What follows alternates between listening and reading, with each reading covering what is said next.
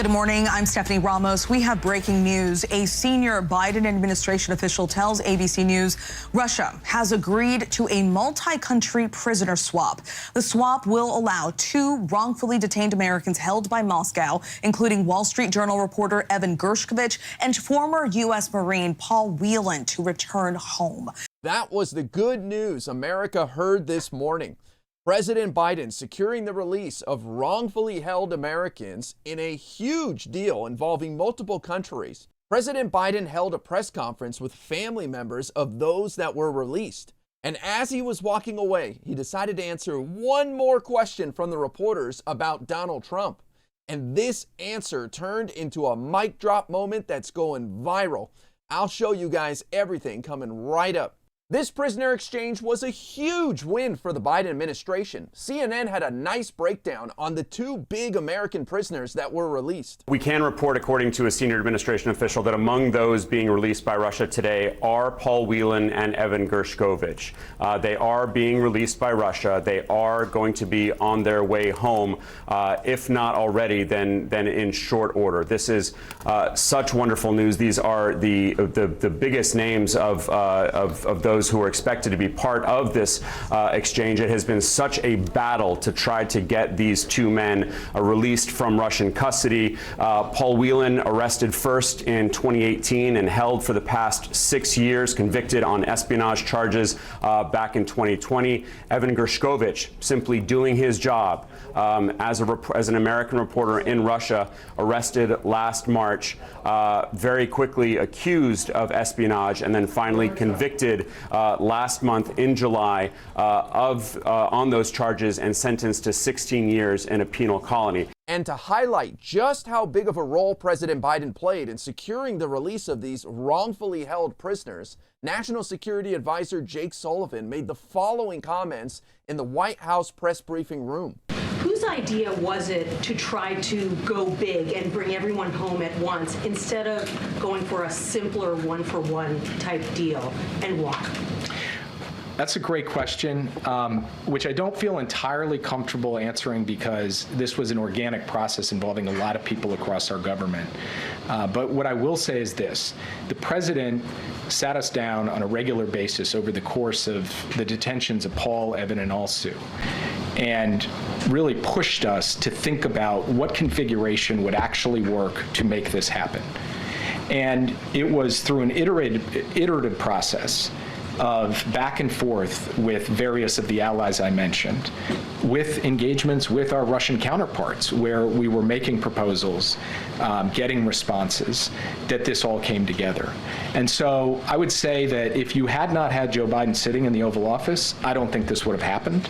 But as I said in my remarks, there were a lot of other people who played a central role in building out the pieces of this and then executing on that. And the execution phase of this, to get this level of coordination together, to have those planes all land on the tarmac at the same time from multiple different countries with so many different individuals coming from Russia and going back to Russia, really extraordinary. And I think, team effort can be a cliche, but I think in this case it's a warranted description of what happened. Now, back in June, Donald Trump told us that only he could secure the release of Wall Street Journal reporter Evan Gershkovich. Remember this video? Evan Gershkovich, the reporter for the Wall Street Journal who is being held by Russia, will be released almost immediately after the election, but definitely before I assume office. He will be home. He will be safe. Vladimir Putin, president of Russia, will do that for me, and I don't believe he'll do it for anyone else. And we will be paying nothing. Biden likes to pay massive numbers. We will be paying nothing. Thank you very much. Well, it seems that Vladimir Putin has had a change of heart, and it probably has something to do with Donald Trump's plummeting chances of becoming president once again. At the press conference where Biden had the family members of those that were released, as he was walking away, he answered one more question from reporters about Donald Trump, and he absolutely humiliated him in front of the world. Watch this. President Trump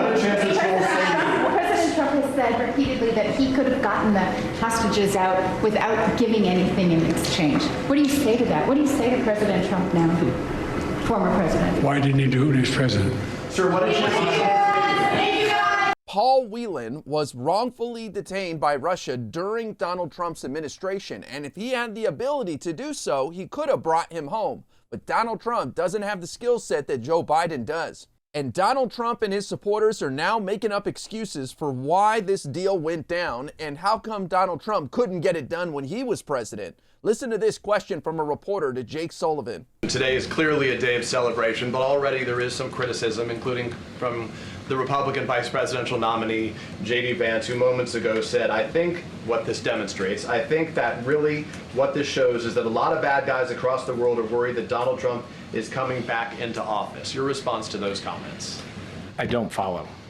Yeah, this is just cope from Donald Trump and his supporters that world leaders are scared that Donald Trump's going to become president, so they're going to make deals and make moves now before he gets in there. I think it's the exact opposite, that Vladimir Putin realizing Donald Trump has no chance of winning the White House now that Kamala Harris is at the top of the ticket, and he should probably take the best deal he can get now before Kamala Harris gets into the White House. And Fox News put this embarrassing exchange live on air for all their viewers to see. So this is just Biden, and one of the reasons I think he's not running is because of what we just saw there today.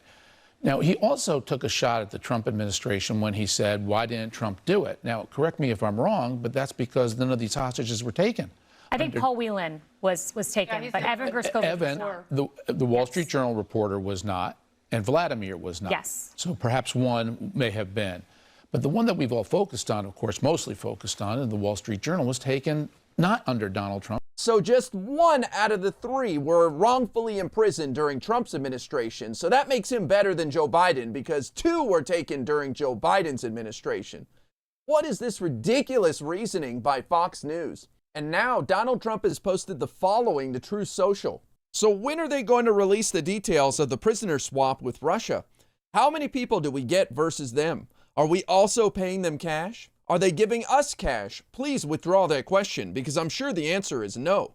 Are we releasing murderers, killers, or thugs? Just curious because we never make good deals at anything, but especially hostage swaps. Our negotiators are always an embarrassment to us. I got back many hostages and gave the opposing country nothing and never any cash. To do so is bad precedent for the future. That's the way it should be, or the situation will get worse and worse. They are extorting the United States of America. They're calling the trade complex. That's so nobody can figure out how bad it is. Donald Trump can't even be thankful for 1 minute that wrongfully imprisoned Americans are heading home. He always has to make the situation about himself every single time.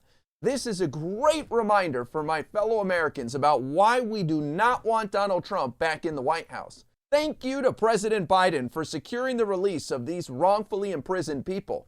Joe Biden will continue to fight for the rest of his administration all the way up until January 20th to improve the lives of all of us. And I'm thankful he's still in the White House.